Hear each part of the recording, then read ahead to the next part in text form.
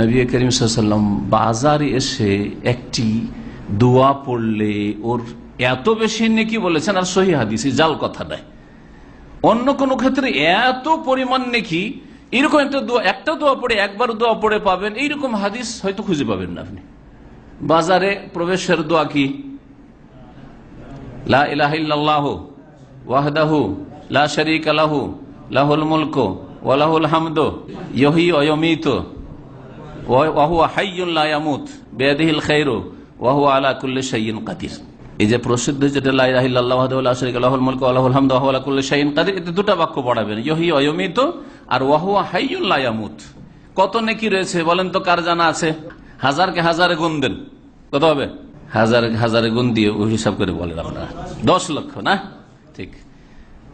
কেন বাজারে এই দোয়াটা পড়লেন? পড়তে আপনাকে 10 থেকে 20 সেকেন্ড লাগবে, কিন্তু আপনি এত নেকি কি করে ফেলেন?